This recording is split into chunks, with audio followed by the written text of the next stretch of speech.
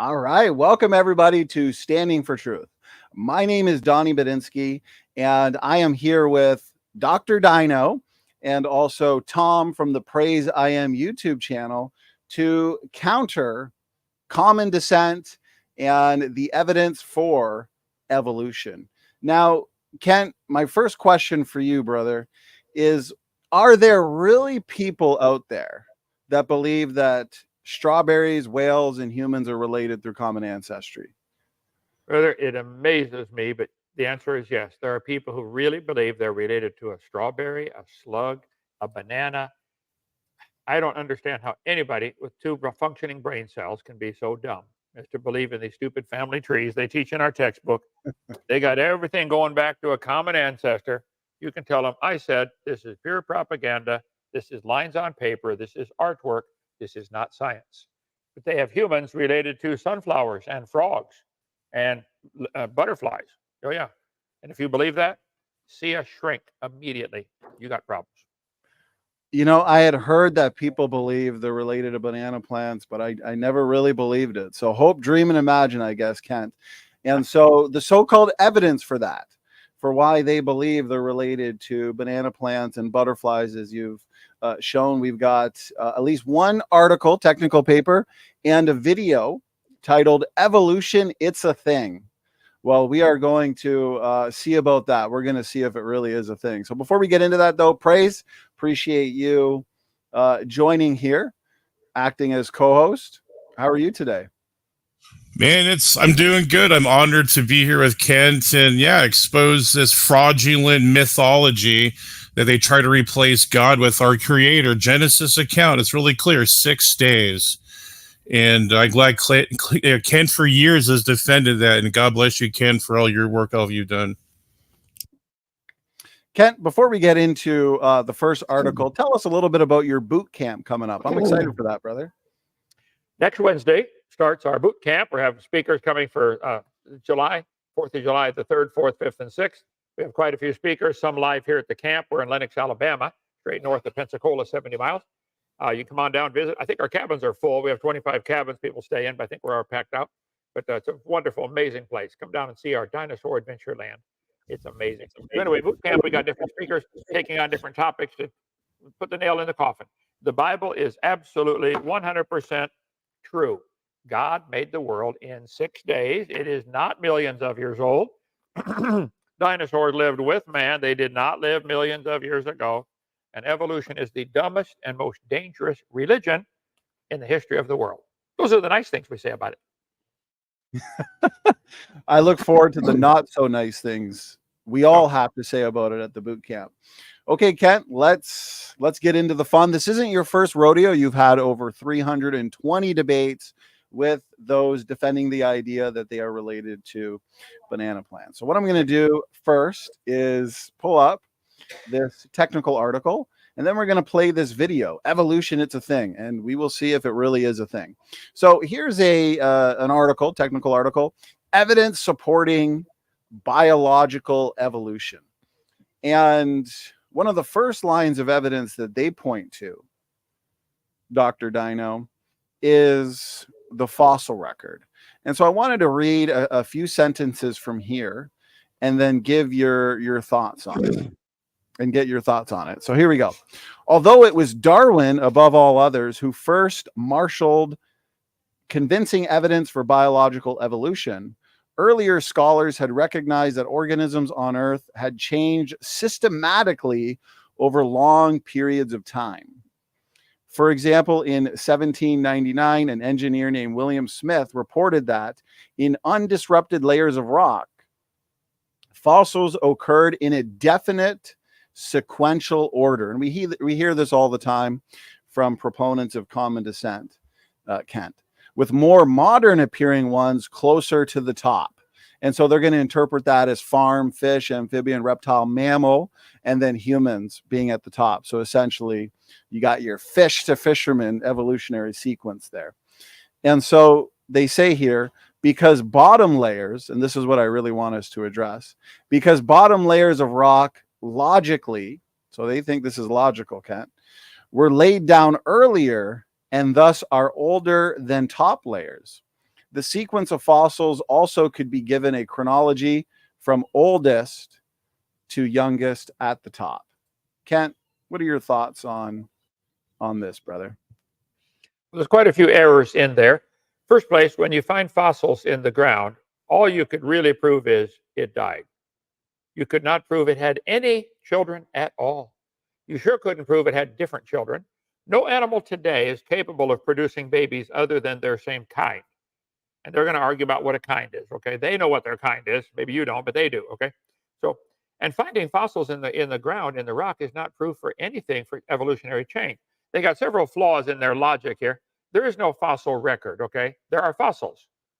Trillions and trillions of fossils. If you want to count diatoms, probably quadrillions of fossils, okay? But there's not a record. It goes back to this stupid law of superposition they made up, that the top layer has to be younger than the bottom layer. They're assuming the layers form vertically, when actually the layers form horizontally with the water moving back and forth. There's a great video about that, experiments in stratification. So the fossil record, the law of superposition, is not a law at all. It's not even true. So they say the top layer is younger than the bottom layer. Their whole evidence is based on that stupid geologic column. There is no geologic column, none. They keep saying the layers are different ages. I say, guys, I got a question. If the layers are different ages, where's the top one coming from? This is the atheist Bible, their crazy fossil record. And the geologic column. If the Holocene dirt is only 10,000 years old, and the Proterozoic dirt is 2.5 billion years old, where was all the Holocene dirt hanging out for 2.4999 billion years? Every speck of dirt on the planet is the same age. Whether it's 6,000 or 6 trillion, doesn't matter. It's all the same age. There's no such thing as a fossil record. So I think there are several flaws in there, and they're saying the simple ones are on the bottom, the fossil sorting. Well, I cover that on my videotape. They'll say, well, clams are found at the bottom because clams are simple and they evolve first. And birds are found on top because they evolve last. This is their logic, okay? Guys, clams are found at the bottom because they're already at the bottom when the flood starts. That's where they live. Of course, they're the first ones buried. Got nothing to do with evolution. And birds are found on top because birds are the last ones to drown in a flood. They can fly around till they run out of gas, and then when they do die, they float. They have hollow feathers, hollow bones. So the sorting of the fossils, it is a little true that there is a little bit of sorting. That's normal, natural. Shake up a jar of dirt, rocks, gravel, sand, etc., and water, and it'll settle into layers. It has nothing to do with time. It has to do with density. I think the animals are sorted a little bit based upon their habitat, where they live. That would determine how fast they're buried, based upon their mobility. Clams can't run very fast. Based upon their intelligence, as far as anybody knows, clams aren't too smart, and based on body density. Clam shells are a little heavier than bird feathers, so of course, clams are found at the bottom of the so-called geologic column. This is a petrified closed clam. Petrified in the closed position. I think it would have to be buried alive and buried fast. We have hundreds of them here at our dinosaur adventure land in Lenox, Alabama. They find petrified closed clams on top of Mount Everest. There was a worldwide flood. Now, I don't think the water was over Mount Everest. Mount Everest wasn't there during the flood. At the end of the flood, Psalm 104 tells us the mountains arose, the valleys sank down, and the water rushed off. So the mountains came up toward the end of the flood, and now the water from the flood is still here. It's in the oceans. They're huge. There's enough water in the oceans right now to cover the whole world 1.5 miles deep, 8,800 feet.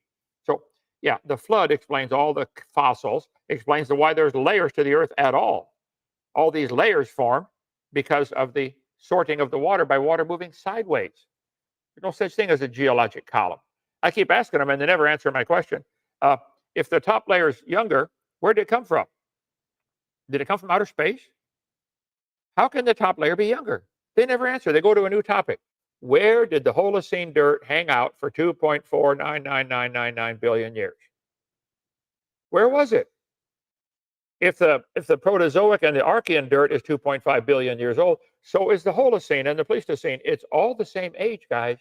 There is no geologic column, none.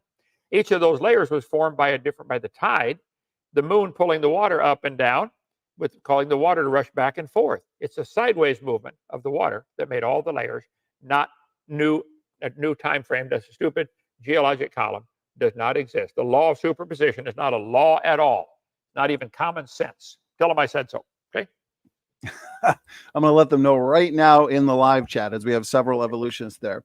So with Good. what you're saying, Kent, correct me if I'm wrong, with the water essentially moving back and forth or horizontally, then these layers can therefore form horizontally. There's a video you recommend people check out, Experiments in Stratification. And so basically this so-called law of superposition, it's not really a law at all, is it? It's not even true. Hmm. Tell you what, if I get this sand art toy and flip it over and make 20 or 30 layers in here, are the layers different ages? Every grain of sand was put in here at the same time. Right. They're all the same age. The moving water and gravity and hydrologic sorting, there's several factors involved here. The particle shape, how much friction it has with the water as it rolls around. There's lots of factors that would make it stratify into layers, the density. And so, no, all the layers are the same age. There is no geologic column. But I tell you, they're going to get mad when you say that, and I don't care. Okay, that's because that's their Bible. Yes, that is their Bible. They don't mind attacking our Bible, but their Bible is the stupid geologic column. There's no such thing as a geologic column. Petrified trees are found all over the world, standing up, connecting all these layers. Each layer is a different tide, 6 hours, 12 and a half minutes apart. Has nothing to do with millions of years. Petrified trees in the standing position are found all over the world, thousands of them.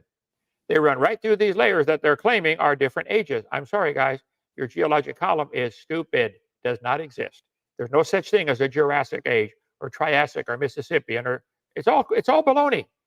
All over the world, petrified trees are found standing up, running through multiple layers, even through multiple seams of coal. Now, Yellowstone, Specimen Ridge in Yellowstone has 27 consecutive layers of forests.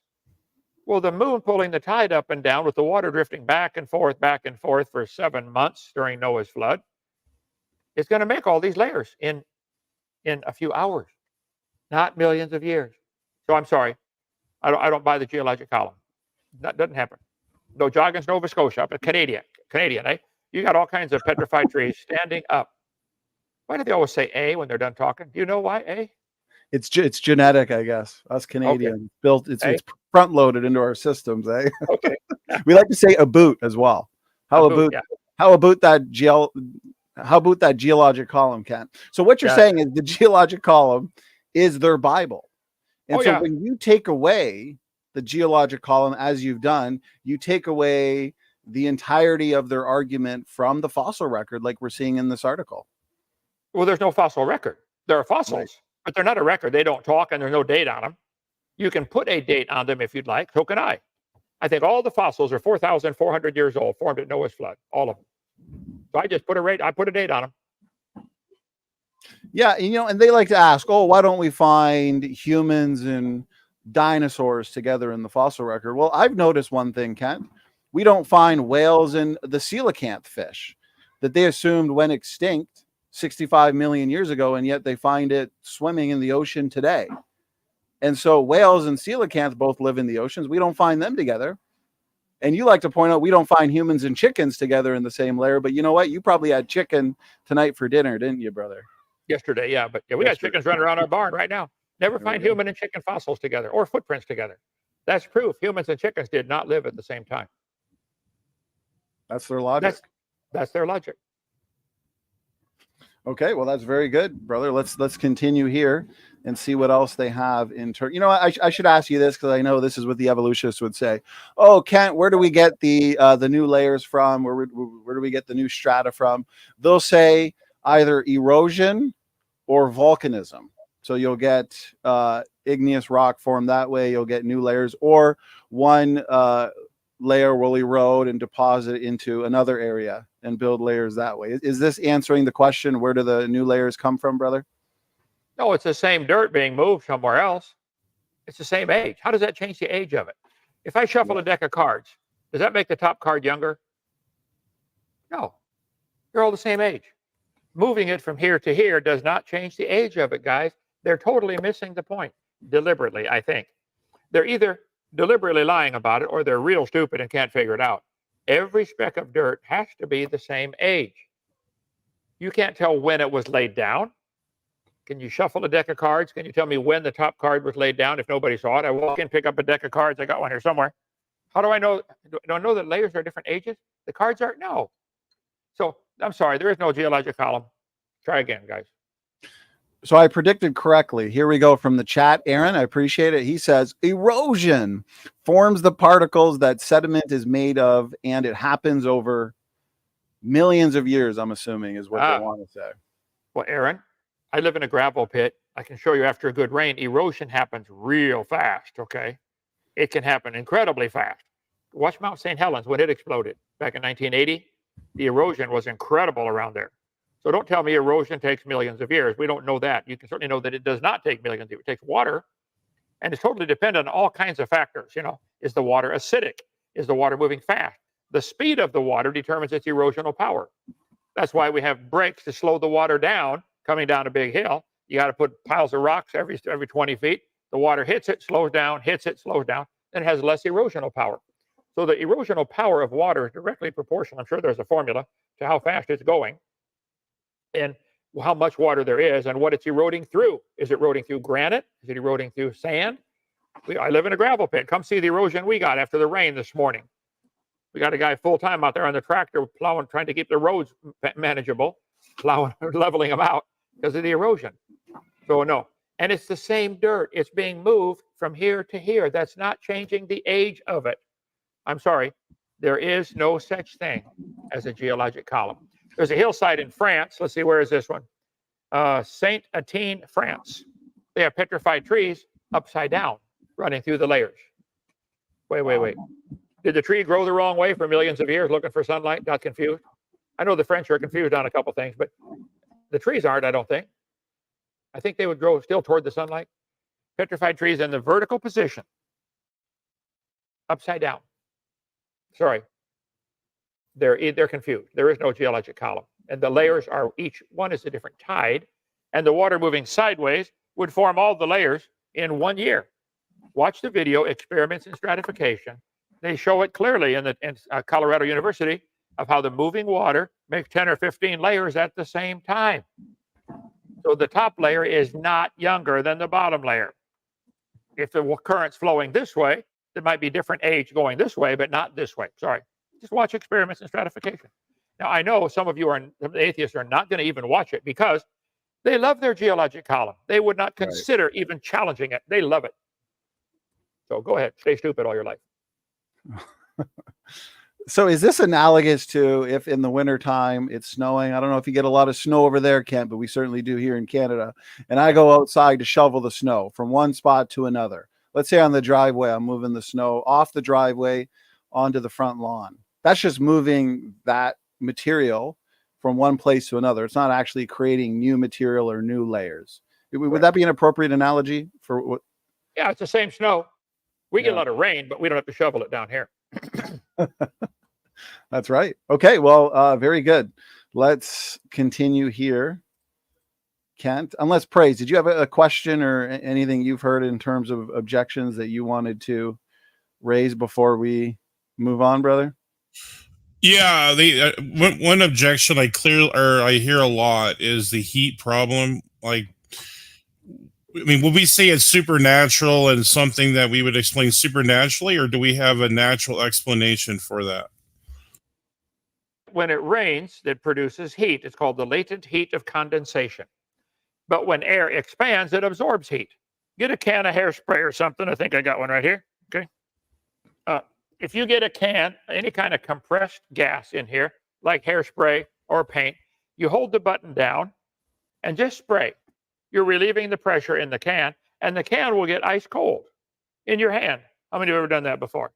The can gets cold by relieving the pressure. Okay. Well, if the Bible story is true, and I believe it is, there used to be a crystal and a canopy of ice over the top. I don't care what they say. I believe in the canopy theory. Some creationists don't. They're wrong. I'm right. Okay. This canopy of ice above would compress the air down into maybe 10 miles.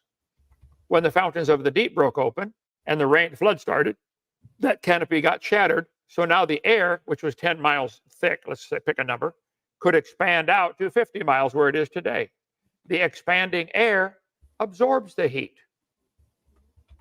It's true the rain would produce some heat, and it's true that the movement of the continents, friction, would produce some heat.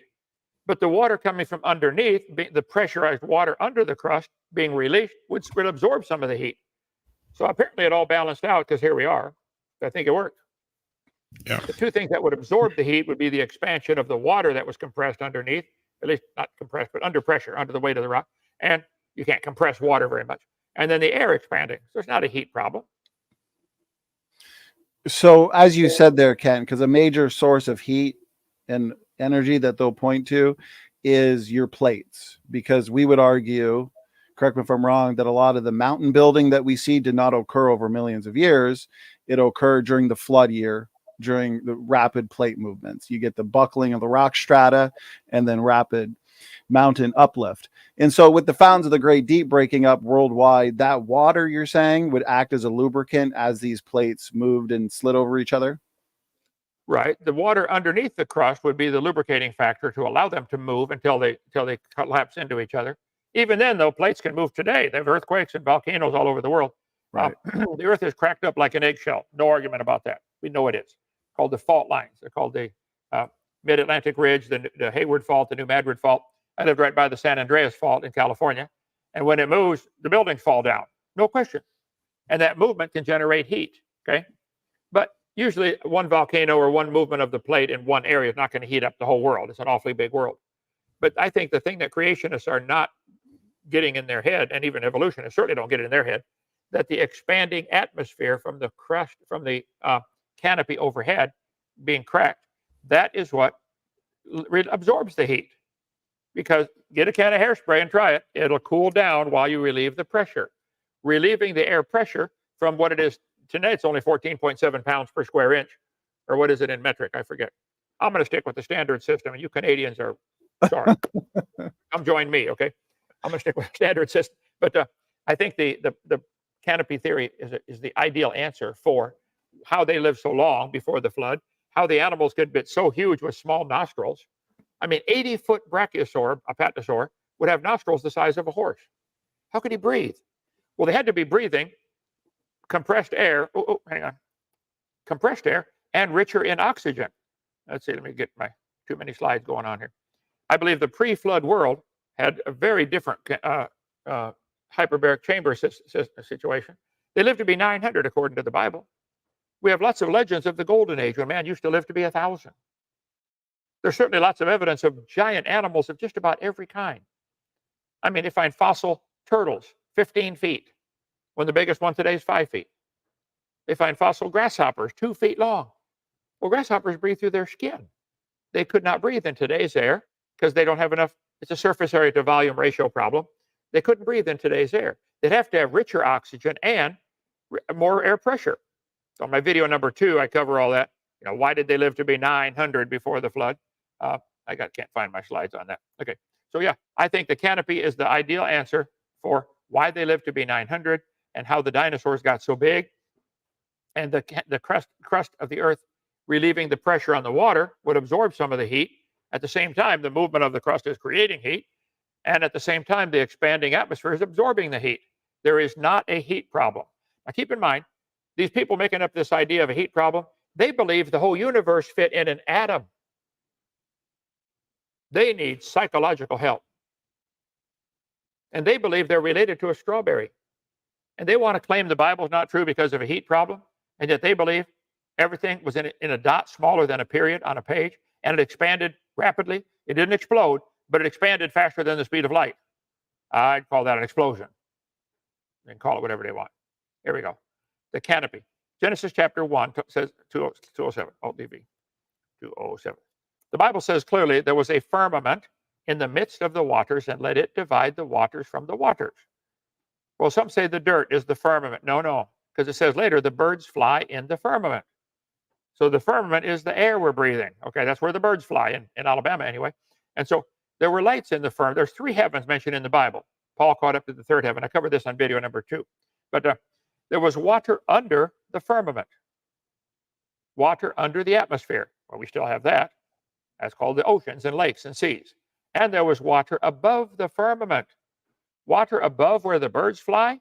Well, you tell me how to answer that one if it isn't a crystalline canopy overhead. Praise him, you waters that be above the heavens. There might still be a crystalline canopy beyond the stars. We don't know. Can't see that far. But there used to be a crystalline canopy, I believe, above the earth. The Bible says God created the earth standing out of the water and in the water. And the scoffers are ignorant of that. It says 17 times in the Bible, it says God stretched out the heavens. So God made the earth first and then the stars, and then he stretched them out into place. So everybody says, well, how did the light from the star get here? That's the wrong question.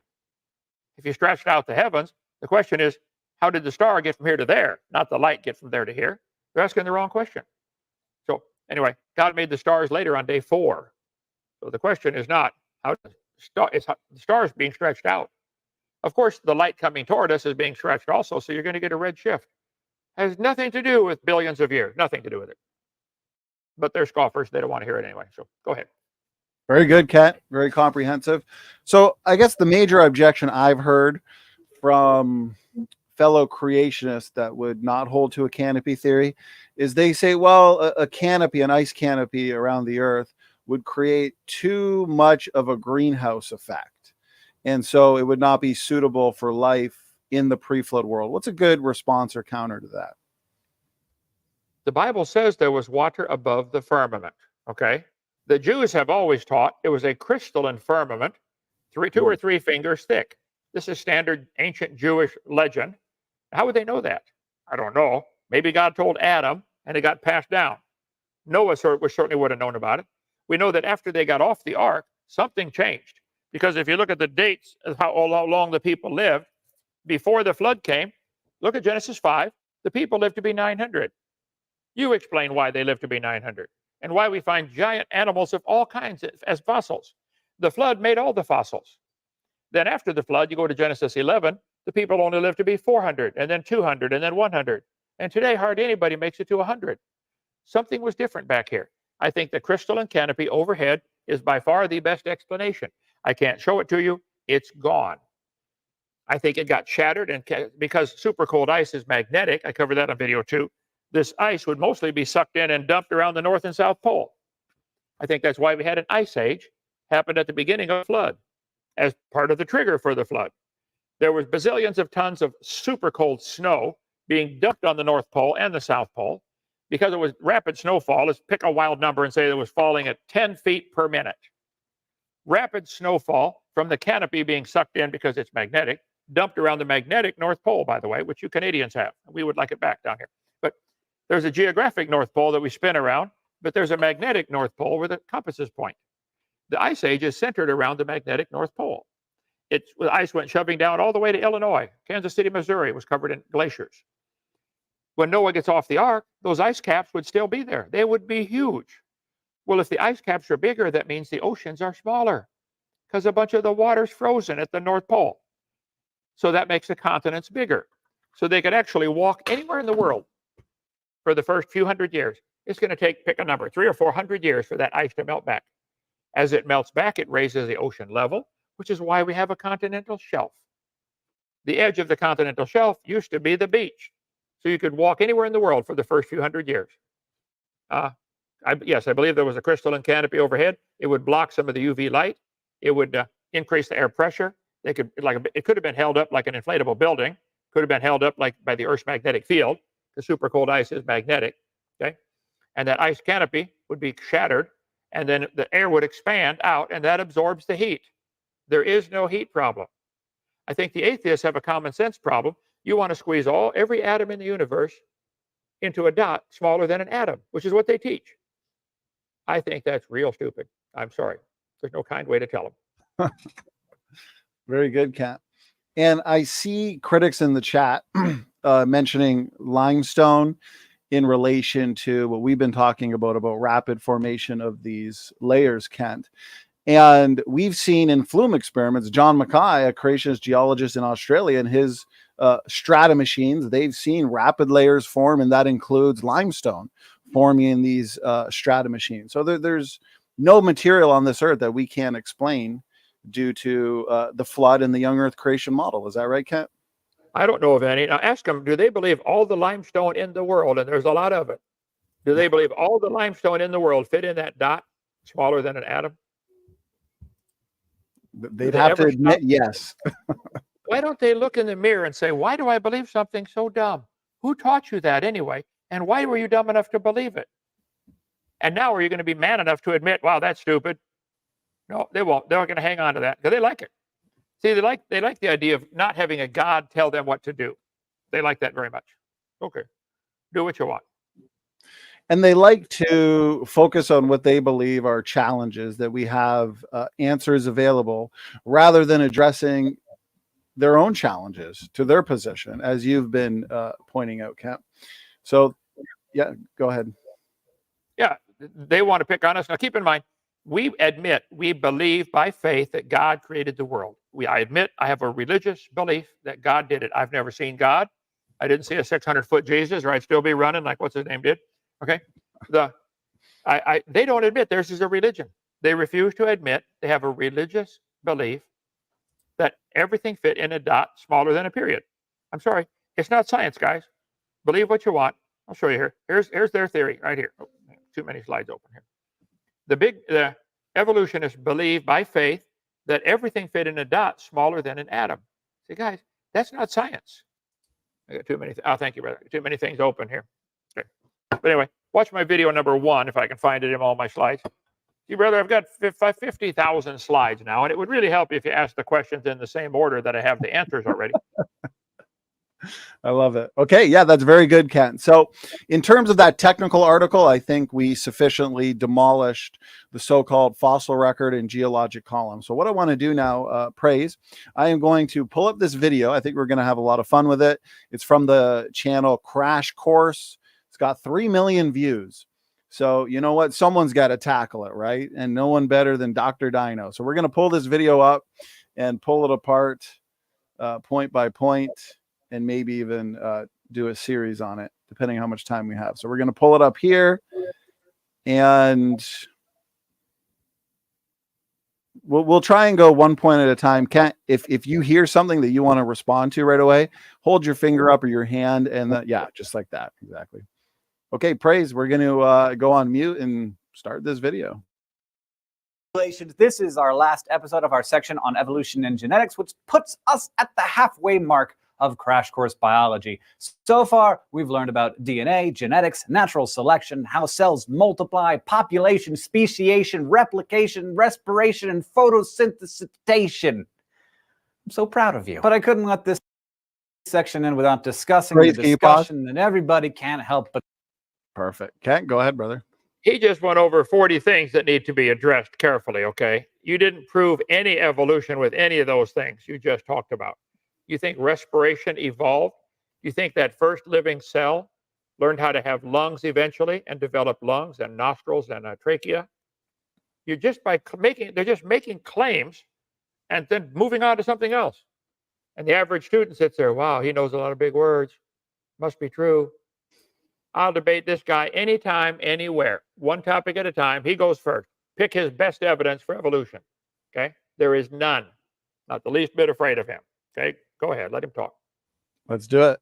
And yes, we got to get you to debate 1,000, Kent. Yeah, please do. Go ahead, Praise. Discuss these days evolution. It's a thing. It's not a debate. Evolution is what makes life Actually, possible. pause it there, It allows... Praise. I want to ask Kent. Is Right. Is that true? It's not a debate, Kent? There is certainly a debate about all of this. Okay, here's the problem, Donnie. They don't understand or admit that there are 6 different meanings or levels or stages to the word evolution. They use that word evolution real loosely. Like, what do you mean by that? So I don't. I clarify it. I cover the 6 different meanings. There's cosmic evolution, where the origin of time, space, matter. They don't have an answer for that. Then there's chemical evolution, where all the elements came from hydrogen. You want to make lithium and you want to make helium and hydrogen, helium, lithium. You want to make uranium, platinum, gold out of hydrogen gas? They can't fuse past iron. So there's a real problem. Then there's stellar evolution. Nobody's ever seen a star form. We see stars blow up once in a while. We've never seen one form. Then there'd have to be organic evolution. Life has to come from non-living material. Then you have to have macroevolution, where an animal changes to a different kind of animal. Nobody's ever seen that. Every farmer on the planet will tell you cows produce cows and dogs produce dogs. There are no exceptions. But they want to make these stupid family trees and say cows are related to bananas. Lastly, there'd have to be what's called microevolution. And here's where the problem is. They say evolution, it's a thing. What they mean is we can see variations within the kind. I would agree. The first 5 are purely religious. You have to imagine that they happen. That's not science. We see variations within the kind. 2 humans, a man and a woman. That's the only way it works, by the way. There aren't 57 genders. Okay.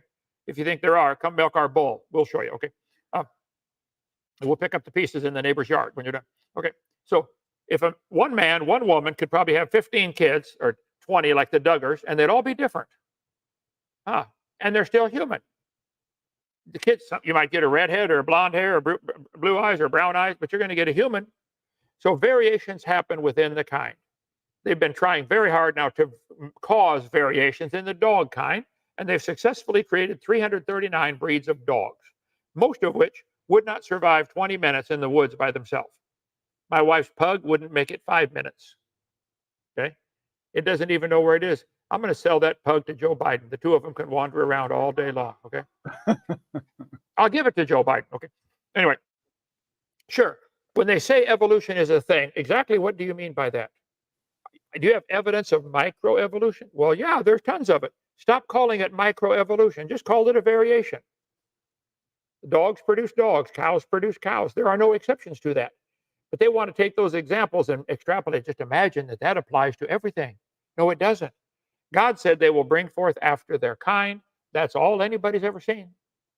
Nobody's ever seen an animal produce a baby that would be considered a different kind. Show it to me, please. Anyway, so the guy's, he's off target right at the beginning. Call him up. I want to debate that guy. I love it. Great response. Okay, here we go. Praise, I'll get it back up on the screen here. And okay, let's continue. As it changes, it's responsible for the enormous diversity and complexity of life on Earth, which not only provides organisms with sources of food and some healthy competition, it also gives us some truly awesome stuff to marvel at. And even though evolution makes living things... Praise. There we go. It's not evolution. Natural selection works great. It can only select from what's available. And if you turned all the dogs in the world loose in Alaska, come back in 5 years, only the ones that had thick fur would survive the winters up there. It didn't create anything. They already had fur. It just selected those with long fur. If you turned all the dogs loose in the desert, you'd find those with thick fur would not survive because it gets too hot and they can't get rid of their body heat fast enough. They would die off. So those with thin fur, like a dingo or a greyhound, they would survive in the desert environment, and a wolf-type animal would survive in the Alaskan environment. It's not creating anything. It's selecting something already available. So they want to give that selection power, that selection process, power to create, and it does not. Problems happen in everybody's world, and some people make it, some don't. Some dogs make it, some don't. Some cows make it, some don't. This has nothing to do with evolution. Nothing. I said so. Go ahead. There we go. Praise, continue. Things different from one another. It also shows us how we're all the same. All of life, every single thing that's alive on the earth today can claim the same shared heritage, having descended from the very first microorganism when life originated on. This guy has gone absolutely bonkers. He's believing this stupid family tree that all forms of life are related. He's either lying or stupid. Tell him I said so, okay? There's no evidence that you're related to anything other than other humans. If you wish to imagine you're related to a strawberry and a frog and a sunflower, you can imagine whatever you want, but that's not science. Science is what we can observe, study, test, and demonstrate. These guys are polluting science with their dumb religion of evolution. Evolution is nothing but a religious belief. You're welcome to keep your religion. I don't care what you believe. But don't call it science, and don't make everybody pay to put that in the public school textbooks like it's part of science. I resent paying for their religion to be taught in our schools. Right. He speaks it as if it's fact. We all are related through common ancestry. We descend to whatever universal common ancestor it is. They just state it as fact. Isn't that right, Kent? They make a statement and go right on, and the poor student thinks, wow, this guy's smart. It must be true. And they've heard this from kindergarten on. It's a brainwashing program. Right. Very effective. Very effective. Doesn't make it true. Hitler had a really effective brainwashing program too. So did Stalin. So did Mao Zedong. Yeah. Lots of people have effective brainwashing programs. It doesn't make it true. It means they're effective. That's all. That's right. Spot on. Praise, go ahead. On this planet 3.8 billion years ago. There are people who will say that this is all random. It's not, and that this clumsy process could not be possible for the majestic beauty of our world. To them, I say, well, at least we agree that our world is beautiful, but well, you're probably not going to enjoy the rest of this video. To me, there are two sorts of people in the world: those that are excited about the power and beauty and simplicity of the process of evolution, and those who don't understand it. And somehow, I live in a country Praise where Father. only 40%. Is that true, This is- Kent? We don't this is- understand it. I understand it really well. This is called a false dichotomy. If I said, which is correct? Elephants are green or elephants are orange? I gave you two options. Neither one's correct. He gives two options and neither one's correct. I understand what he believes. He has a religion of evolution. I'll debate him anytime. Call him up, please. Sergio, find the guy. Schedule a debate for me, okay? He just makes a statement. Either you believe in it or you don't understand it. No, I do understand it and I don't believe in it. So there's a third option. What's this guy's name? His channel's name is Crash Course. What's his name, though? Yeah, what is his name? I'm not sure. Did he say his name? Oh, Hank. Hank, open challenge. I will debate you on your channel or my channel or Donnie's channel anytime. I'll debate you 10 times if you want. You've just said about 40 different things that are lies, and I will challenge them one by one and make you prove it. You think you're related to a badger like you showed on the screen? Hank? Badgers always have baby badgers. There are no exceptions. And there is no line connecting you and a badger that makes any common sense. You may believe you're related to a badger. Okay, believe what you want. You don't know that. You're making up. You got, Hank, you drank the Kool-Aid.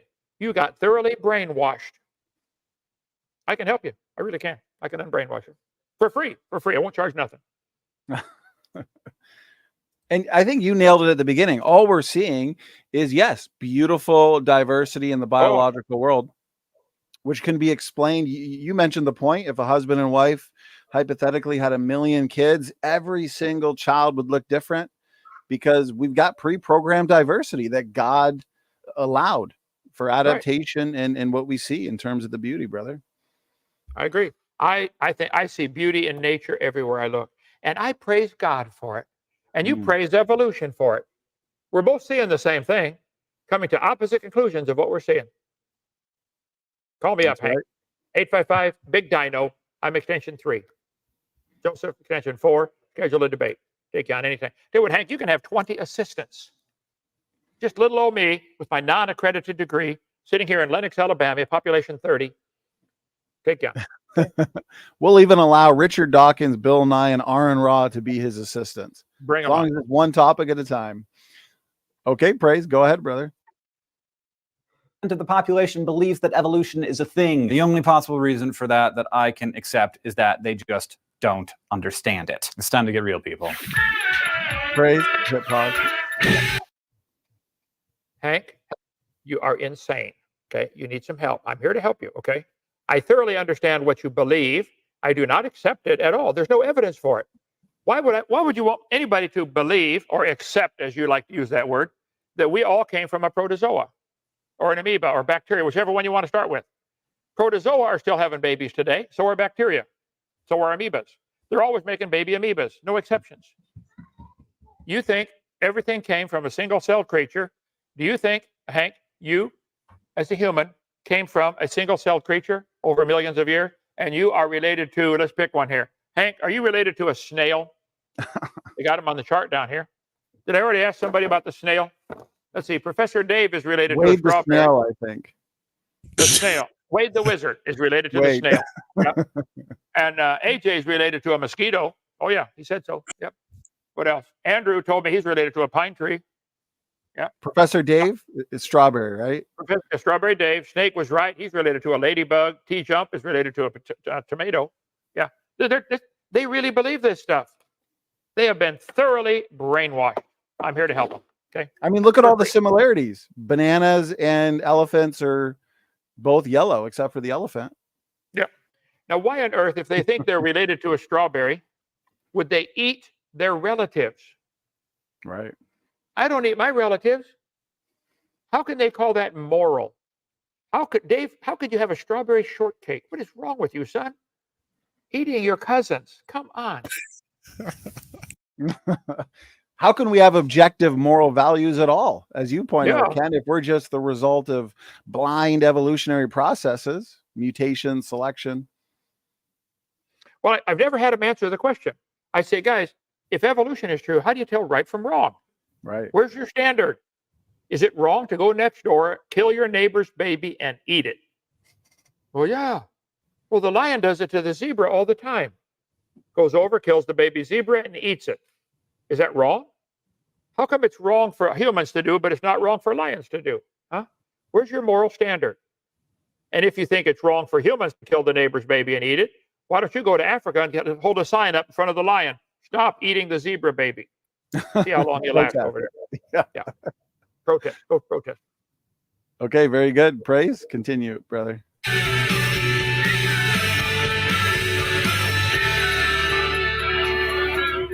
First, let's understand what we mean when we talk about the theory of evolution. Evolution is just the idea that gene distribution changes over time, which is an indisputable fact which we observe all the time in the natural world. But the theory of evolution is a large set of ideas that integrates an There are variations within the genetic code. Now, Hank, listen to me. Here's what you will never understand or admit. There are limits to that variation. There's a variety in the gene code for dogs, there's a variety to make 339 breeds of dogs. They now have a dog 45 inches tall and a dog 4.5 inches tall. Teacup Chihuahua. There's a limit, Hank. Now look at me. Pay attention. Focus, Daniel-san. I taught students that were dumb for a long time. Okay, now listen. There are limits to the size of the dog. Hank, do you believe they will ever be crossbreeding dogs and get a dog as big as a whale? Did you know there are animals as big as a whale? Anybody want to guess what it is? A whale. A whale. Do you think they'll ever get a dog as small as a flea? There are animals as small as a flea, called a flea. Yes, there are variations within the genetic code, but they're limited, and you guys do not understand that at all. You think these variations can just go forever and turn your amoeba into a whale and a human and a frog. You're insane. Certifiably insane. Sorry. You need to see a shrink. They need to get you one of them long sleeve jackets that ties in the back and put you in a rubber room for a while so you don't hurt yourself. Ken, I like that you noticed, in a way, the deceit. He says those who reject evolution or deny evolution simply don't understand it. Then he goes on to say something we agree with. By evolution, we simply mean changes in gene frequencies or allele frequencies. Okay, if that's all you mean by evolution, we don't have a problem. But changes in allele frequencies over time, Kent, does not equate whales and banana plants are related. That's where they try to sneak in. They use a fact that there's variations within the kind. That's a fact. Right. And they try to sneak in and say, see, boys and girls, over millions of years, that means everything's related. First place, you don't have millions of years to work with. Secondly, even if you did, it wouldn't work. They've got bacteria experiments now going on for thousands and thousands of generations. And they always produce baby bacteria. No exceptions. They might become resistant to a certain pesticide or certain insecticide, or insects might become resistant to that, but they're not creating anything new. Nothing new at all. The bacteria that have become resistant to antibiotic are still bacteria. That doesn't prove they're related to a whale or could turn into a whale. So this is where this guy's deceitful. Okay, he probably really believes what he's saying. He's been deceived. He's been deceived. I'll help him. Call him up. And those changes you talk about with those so-called beneficial mutations, Kent, usually, as you've pointed out in the past in your presentation, they're typically reductive, loss of function, breaking down of pre-existing systems. That's not going to take your fish to fishermen over time. Okay, Praise, go ahead. Explains a huge mass of observations from different disciplines, including embryology, paleontology, botany, biochemistry, anatomy, and geophysics. In everyday language, the word theory means Kent, let me just unmute you real quick. Okay, you're good. He goes and names off a bunch of branches of science as if that's supposed to be proof. Calling out the branch of science does not prove that it supports your evolution theory. And to claim embryology supports it, Hank, you are way behind on your science or you're lying. Embryology does not support evolution. The study of babies before they're born, embryology, embryo means preborn, and ology is study of. If you're using Haeckel's drawings, you're 150 years behind the times. In 1874, Haeckel's drawings were proven to be fraudulent. He lied, okay? And he was a good artist, and he deliberately lied and admitted it, okay? So I'm sorry, calling off these names, embryology, geology, come on now. Let's go one at a time, Hank. Bring it on, anytime. What's your best evidence for evolution, one at a time, and don't just do this rant where you just run off and name a bunch of names. I'll stop you each single word if we have to. You did not give any evidence for evolution. There is no evidence for evolution from any of those branches of science that you named. So you're being deceitful, Hank. You're lying, okay? Go ahead.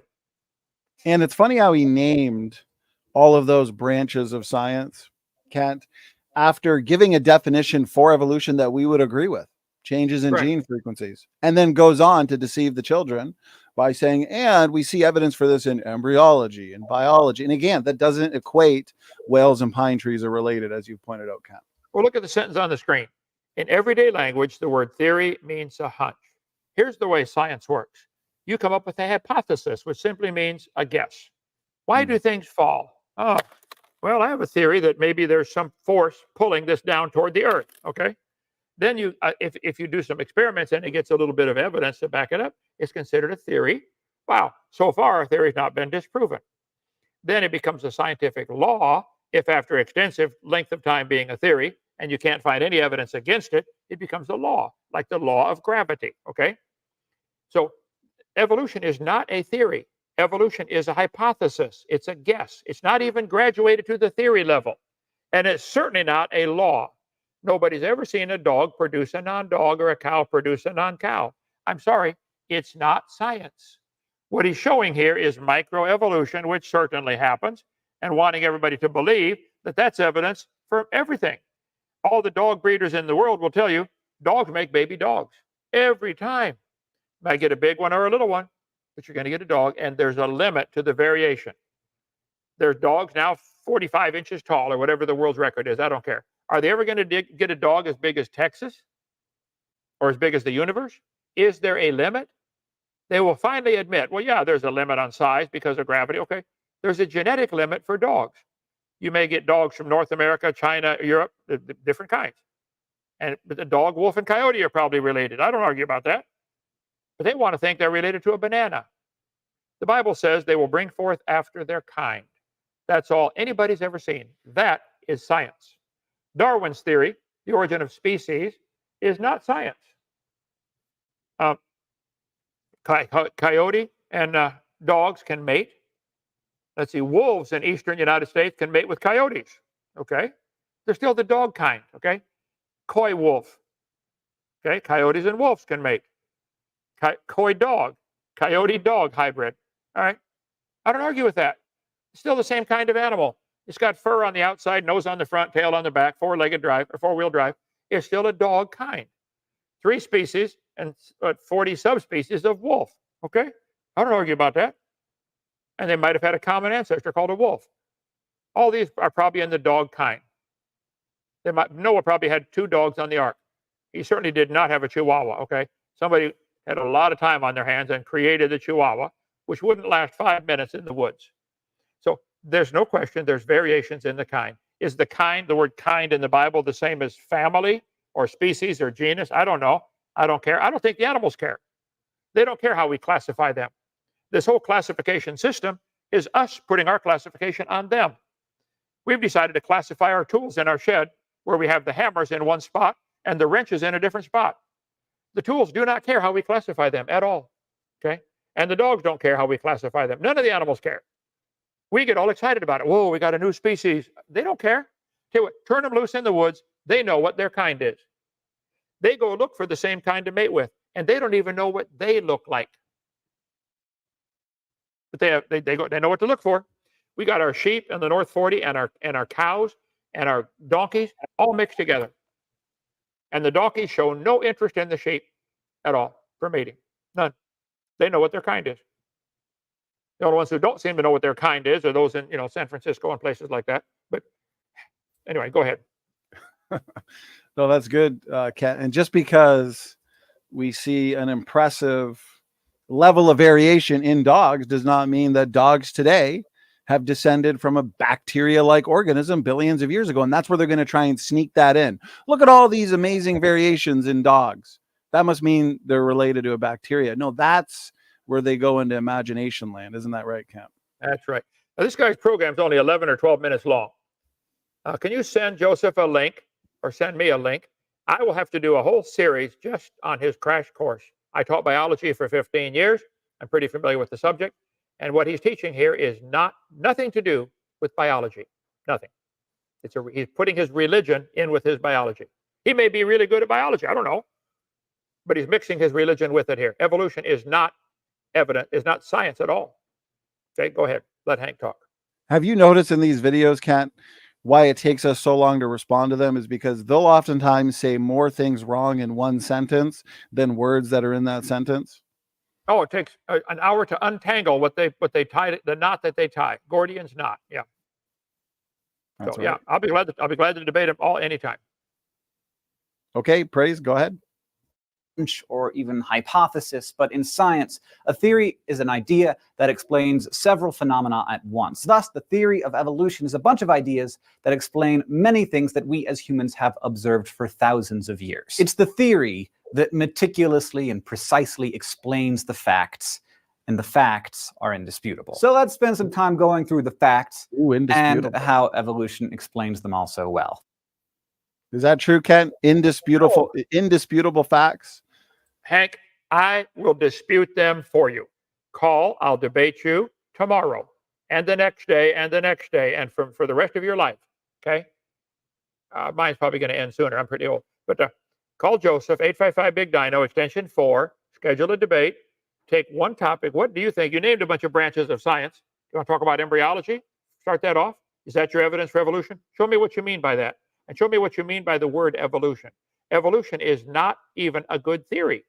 It's certainly not a fact. Nobody's ever seen a dog produce a non-dog, ever. Like I said, you get big dogs and little dogs, but you always get a dog. They can bring forth, and they can bring forth. They cannot bring forth. You can't cross a dog and a banana. See, a banana is a different kind. There's a morphological limit on the size of dogs. You're never going to get a dog as big as Texas or as small as a flea. So you don't get it.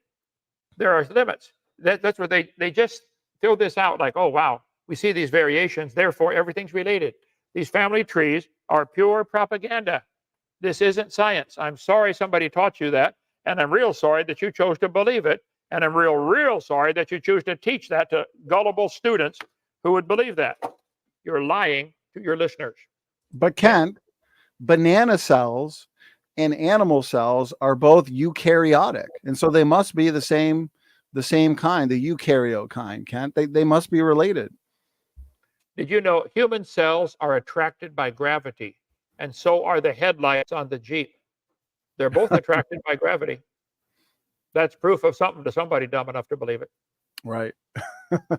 And they use the fancy word, right? Eukaryote, and gets the student thinking, ooh, okay, then.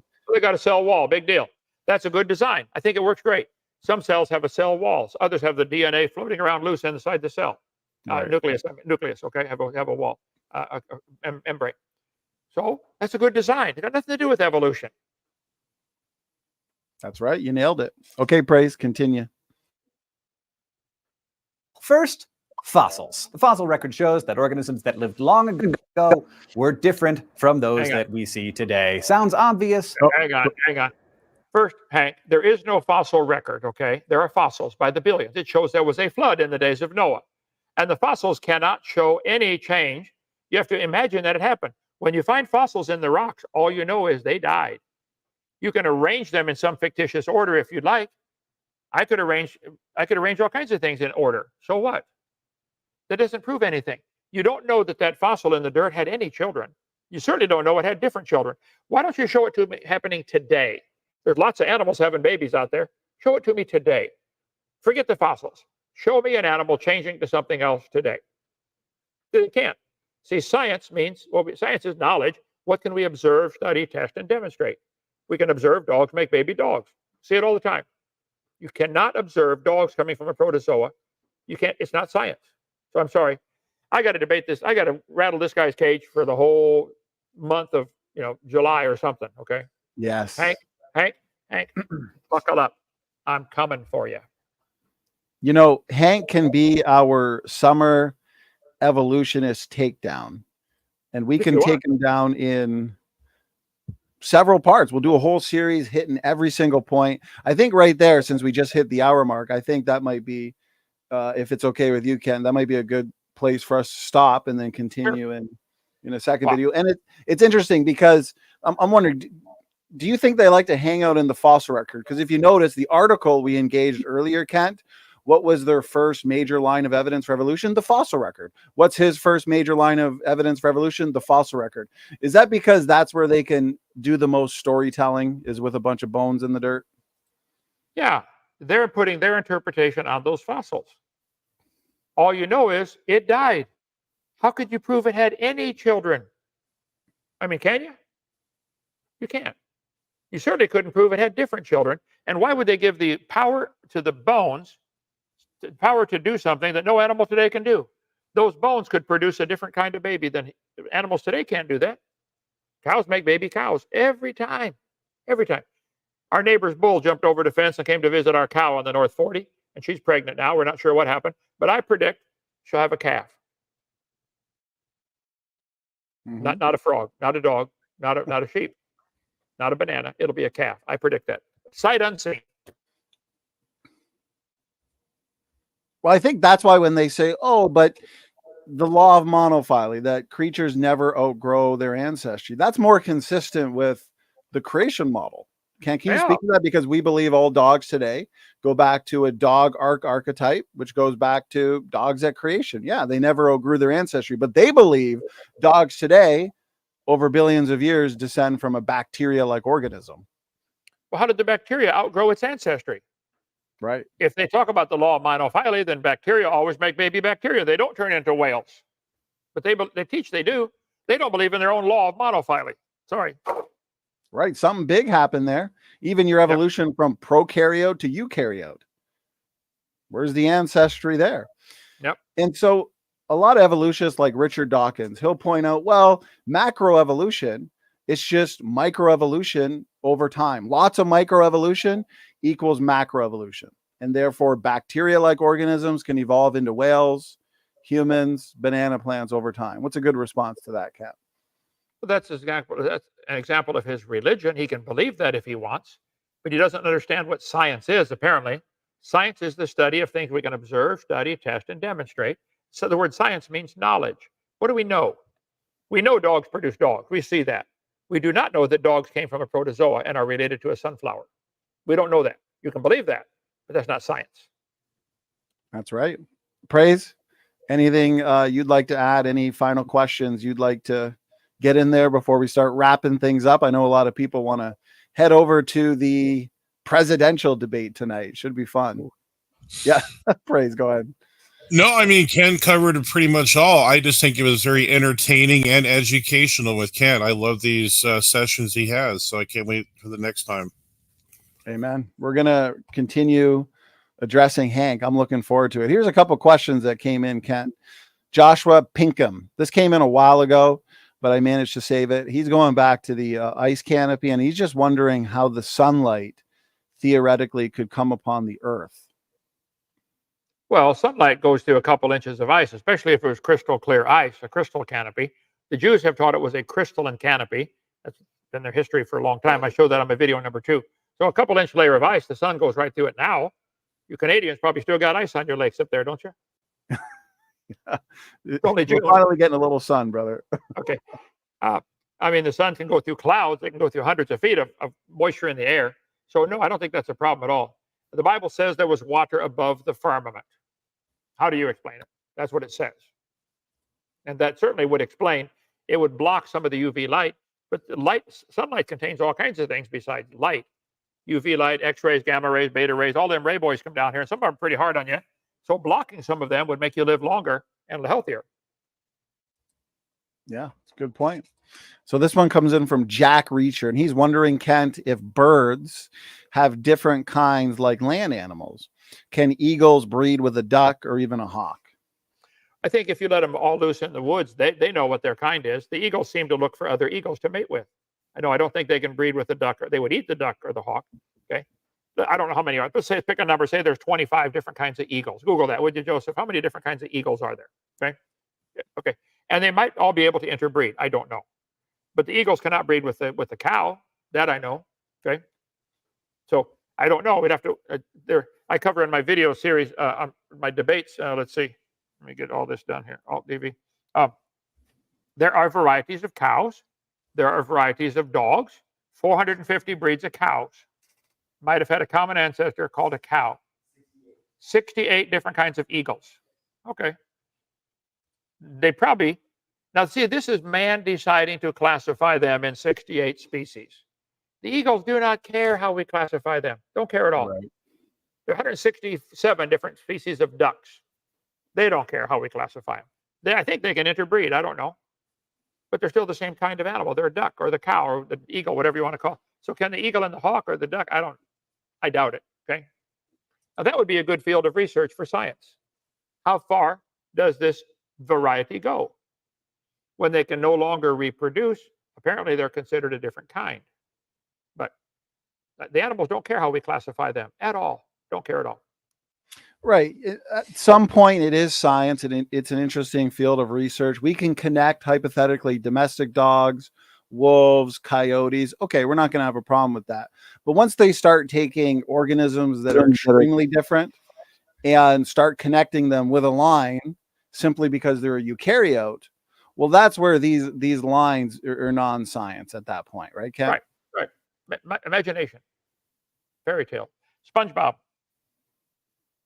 Evolution is SpongeBob heaven. That's right, brother. Okay, well, I think we're good. We've addressed the questions. We've gotten through a few minutes of Hank's video. I've enjoyed it.